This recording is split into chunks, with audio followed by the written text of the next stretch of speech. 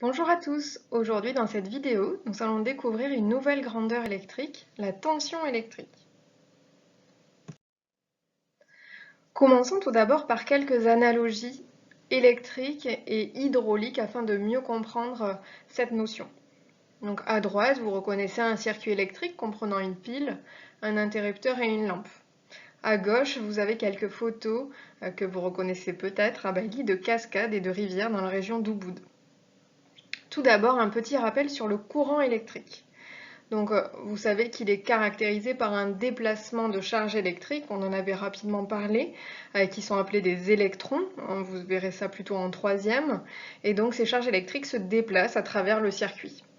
Plus le débit de ces charges est important, plus l'intensité du courant électrique, mesurée avec l'ampèremètre, sera grande. C'est un peu la même chose pour une rivière en fait.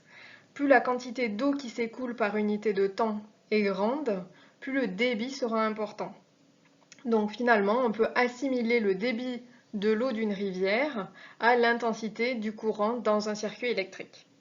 Si le débit est nul, l'eau ne circule pas, ce serait le cas d'un lac, et dans le circuit électrique, cela se traduirait par une intensité du courant nulle. Voilà, donc afin que l'eau puisse s'écouler dans une rivière, il va falloir qu'il y ait un certain dénivelé, c'est-à-dire une différence d'altitude entre deux points du cours d'eau. C'est ce que l'on observe au niveau des cascades notamment. Plus cette différence d'altitude sera grande, plus la hauteur de la chute d'eau sera importante, et plus la vitesse de l'eau, et ainsi son débit, sera élevé. On peut maintenant regarder ce qu'il se passe au niveau du circuit électrique. Afin que le courant circule, il va nous falloir non pas une différence d'altitude, il n'y a pas de dénivelé dans le circuit, mais une différence d'état électrique dans le circuit, une différence de potentiel électrique dans le circuit. Et cela va être donné par la pile. En effet, elle possède une borne positive et une borne négative. Ces deux bornes ont des états électriques différents. Il y a une différence d'état électrique, de potentiel électrique entre ces deux bornes. C'est ce qu'on appelle la tension électrique. Ainsi, si une tension existe entre les bornes de la pile, le courant électrique pourra circuler dans le circuit fermé. Par contre, lorsque la pile est usée, la borne positive et la borne négative se retrouvent dans le même état électrique. Et du coup, il n'y a plus de dénivelé en quelque sorte, comme pour la rivière. Et la tension, du coup, devient nulle et le courant électrique ne circule plus. Voilà. Donc finalement, la tension électrique, c'est une grandeur physique qui va mesurer la différence d'état électrique entre deux points d'un circuit. Alors on la note U majuscule et elle se mesure, son unité est le volt, noté V. Le nom de cette unité a été donné en hommage au physicien et chimiste italien Alessandro Volta pour ses travaux, notamment sur l'électricité. Il fut l'inventeur de la première pile, la pile Volta, en 1800. Donc à gauche, vous avez un schéma de cette pile historique qui est constituée en fait d'un empilement, une pile de différents matériaux. Vous avez des disques de zinc, de cuivre, qui sont séparés par une couche de tissu de feutre un peu imprégné de saumure. Alors la saumure, c'est en fait de l'eau salée saturée. La superposition et la répétition de ces trois éléments zinc, eau salée et cuivre va nous permettre d'augmenter la valeur de la tension de la pile. Donc à droite, la photo de cette pile.